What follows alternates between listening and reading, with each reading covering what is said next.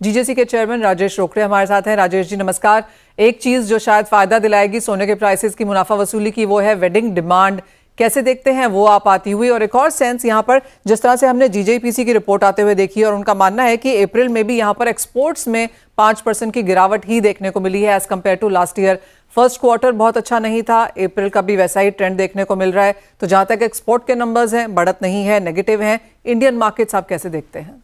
हाँ बिल्कुल मनीषा जी, जो आप बोल रहे हैं बिल्कुल सही बोल रहे हैं। और जिस तरीके का अभी मार्केट है उसमें जिस मतलब जो गोल्ड रेंज है, मुझे याद है जनवरी में ये 62,500 था 14 जनवरी को, मुझे आज आज भी याद है। और 14 फरवरी वैलेंटाइन डे पे 86,000 हो गया था। तब लग नहीं रहा था कि गोल्ड 90,000 के ऊपर जाएगा करके, लेकिन गोल्ड 99,350 तक के जाकर फिलहाल अभी एक बेस बना चुका है 93,000 के आसपास का। आप पीछे एक महीने से देख रहे होंगे गोल्ड जो रेट है 93,000 टू 94,000 के आसपास ही चल रहा है। जबकि टैरिफ जो वार चल रहा था उस वजह से ट्रम्प का जो करेक्शन आया अभी 2 दिन पहले, उन्होंने टैरिफ को कम कर दिया चाइना ने और यूएस ने। उसके बाद प्रॉफिट बुकिंग हमारी इंडस्ट्री में 100% हुई है और ये बार बार होगी बिल्कुल।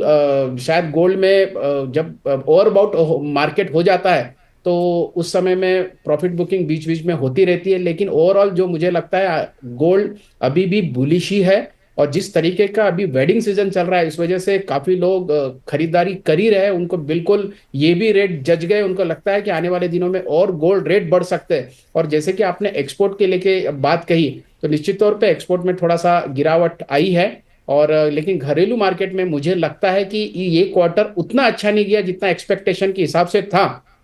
लेकिन अक्षय तृतीया और गुड़ी पाड़वा दो बड़े मुहूर्त ऑलरेडी 1.5 महीने के अंदर चले गए हैं। और अक्षय तृतीया ने जो नंबर्स दिए थे वो बहुत ही बेहतरीन दिए थे। और मुझे लगता है कि आने वाले दिनों में ये नंबर जो नॉर्मली हमारे इंडस्ट्री में जो इंपोर्ट होता है 800 टन के आसपास का, तो मुझे लगता है कि अगर ओवरऑल पूरा एक साल का हम देखेंगे तो करीब करीब वही फिगर फिर से आ जाएंगे। क्योंकि वॉल्यूम वाइज ही हमें आकलन देखना होता है कि हम वॉल्यूम में कितना उतना है या बढ़ रहा है घट रहा है। क्योंकि वैल्यू में तो 30% तक के ग्रोथ पिछले साल दिया है, उसके पहले भी दिया है। और 2025 में भी अभी भी जितने भी एक्सपर्ट या जितने भी बड़े फर्म्स है उनके सबके ओपिनियन यही आ रहे हैं कि ओवरऑल गोल्ड आगे भी बहुत तेज है।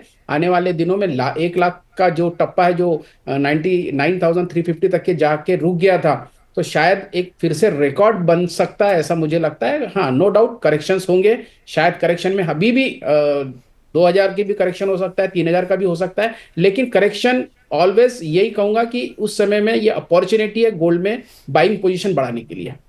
हम्म राजेश जी, इस बार माना जा रहा है कि वेडिंग सीजन लंबा है, स्ट्रांग है, ऑस्पिशियस दिन यहाँ पर काफी ज्यादा हैं और उसका सपोर्ट हम आता हुआ देखेंगे। क्या लोग फिलहाल खरीद रहे हैं यहाँ पर? देखिए, मैं खुद रिटेलर हूँ। पहले ऐसा होता था, लोग इन्वेस्टमेंट ही करके सोचते थे कि गोल्ड मतलब इन्वेस्टमेंट, लेकिन अभी उनको ऐसा नहीं रहा। अभी ये एक कहीं ना कहीं फैशन ज्वेलरी बोलिए या फिर स्टेटस सिंबल बोलिए, या अपने आप में जब वो उस चीज को यूज करते हैं तो एक अलग कॉन्फिडेंस कस्टमर के चेहरे पे आता है। इस वजह से लोग अभी ज्वेलरी ज्यादा बाय करते हैं। पहले और अभी के मुकाबले में इस इंडस्ट्री में बहुत जबरदस्त तरीके के चेंज आया है। पहले लोग गोल्ड खरीदते समय में उनको एक डाउट रहता था कि हम गोल्ड खरीदेंगे तो शायद इसमें दाग या किसी तरह का नुकसान होगा, बदलेंगे तो उसमें वेस्टेज कटेगा या उसमें किसी प्रकार की और कटौती होगी। लेकिन जब से मैंडेटरी हॉलमार्किंग हमारे इंडिया में हो चुका, तब से यह सब झमेले जो ये सोच थी उन लोगों को भी समझ में आ गया है कि कहीं की ज्वेलरी हम कहीं लेके जाते हैं तो किसी प्रकार का नुकसान नहीं होता। इस वजह से ही केवल अभी लोग बुलियन से ज्यादा गोल्ड की ज्वेलरी, डायमंड की ज्वेलरी, प्लेटिनियम हो या फिर लैब ग्रोन हो, सभी तरह के कस्टमर से सभी लोग जम के खरीदारी कर रहे हैं। हाँ, बुलियन का सेल हमारा निश्चित तौर पे कम हुआ है, उल्टा मतलब मैं ये कहूंगा कम हुआ है।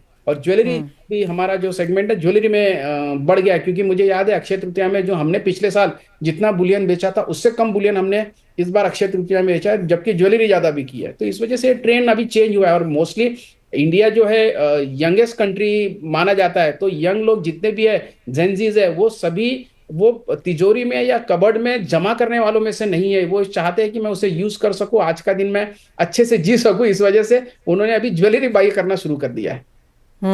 एक फाइनल सवाल राजेश जी, अब इस क्वार्टर से क्या एक्सपेक्टेशंस हैं? क्या लगता है आप विद द वेडिंग सीजन पूरे स्विंग में यहाँ पर, और कितना लंबा है ये वेडिंग सीजन और किस तरह की बाइंग एक्सपेक्टेड है?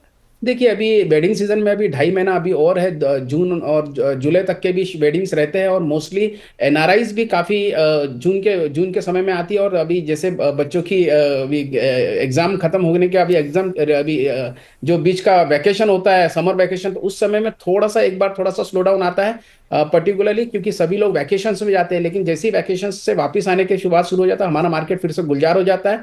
और अभी मुझे लगता है कि हमारी कंट्री आज 142 करोड़ लोगों की कंट्री है, इस वजह से बहुत ज्यादा शादियां हर साल होती है। तो एक अनुमान है कि 40 लाख के आसपास की शादियां हर साल होती है, तो इस बार ही वो शादियां है ही है। और जिन लोगों की पिछले साल शादियां हुई होगी, उनके एनिवर्सरी इस साल होगी, तो एक्टिविटी के लिए वो दुगना हमें इससे फायदा मिलता है, और इस वजह से जम के खरीदारी होती है। जी absolutely. Rajesh ji as always बहुत शुक्रिया साथ जुड़ने के लिए। तो हमें तो ओकेजन चाहिए और खरीदारी है, और ये काफ़ी इंटरेस्टिंग है जो आपने ट्रेंड बताया कि बुलियन नहीं, लोग ज्वेलरी यहाँ पर खरीद रहे हैं और पहनना भी चाहते हैं, तो वो एक चेंज यहाँ पर इन करंट लेवल्स पे देखने को मिला है।